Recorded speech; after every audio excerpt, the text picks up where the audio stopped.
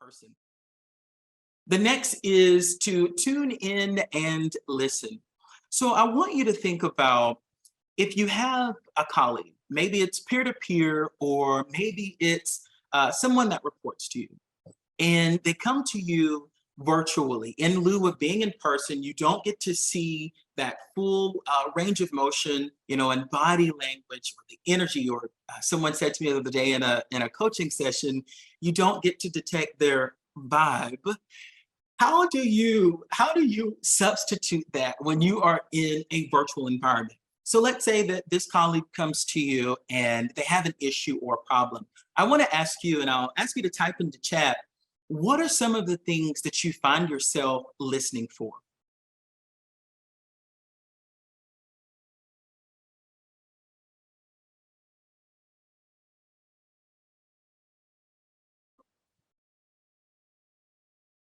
Stephanie says tone of voice. So you're listening to their tone of voice to make some type of connection to the urgency. Kim says again tone. So tone is a big one because we are limited with what we can see or what we can hear. Bill says vocal inflections versus flat tone. Sarah says a change in speech inflection. And then I see that Leslie says, do they interrupt? And that's something that, I talk with other presenters with, is being careful about not preempting. We get so caught up with what our response is and what it is that we want to say that we find ourselves preempting. Oh, you were going to say, oh, and then and we don't really know exactly what they're going to say. We're assuming and preempting. So that is definitely something to be cognizant of. Something I want to, and I'm sure you've heard in terms of active listening, but what I'd like to emphasize in this is this three areas of active listening, and that is to understand, to remember, and respond. So when it comes to understanding, I want you to try this on. Try to attune yourself to listening for their strengths and values. A lot of you said that you listen to their tone or the emotion behind it. And I want you to start to listen for those strengths and values. Well, when Sarah came to me with this issue, I heard her mention efficiency and I heard her mention deadline quite a few times. This moves into the second one where we talk about remember specific points.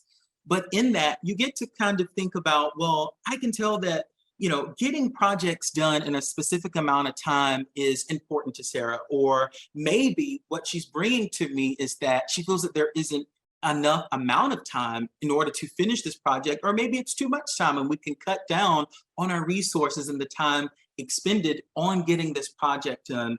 But starting to listen for some of those, heighten your senses to listen for some of those nonverbal cues that you would normally listen for in person, but may find it a bit more challenging not being in person. You want to heighten your attention to what is this person most concerned about? How are they connected to this information as it pertains to their strengths, their values, and their needs? I mentioned having a specific point. If you hear a word like efficiency, or you hear a word, you hear this person keeps talking about, the deadline, or feeling a bit overwhelmed, remembering, it makes me think about when I'm coaching a group of 10, and this happens often. And maybe I'm coaching them on the area of storytelling, with some of our personal branding work and our value proposition work. And they're telling me these stories. Well, it's almost impossible for me to remember every single word of a story from 10 individual people in one sitting. So what I find myself doing is listening for specific words that, one, I could tell is connected to their strengths and values, but also something that really stood out to me that I can relate to.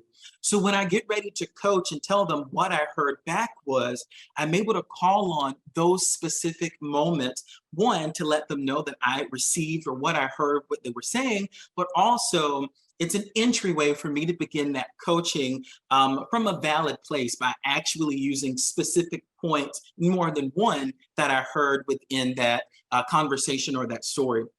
And that flows down into the third point of responding, paraphrasing questions or statements, based off of what I heard was. And so my question is, how do you see yourself moving forward in this particular environment? Or what is your recommended solution based off of the things that I heard you say, so on and so forth?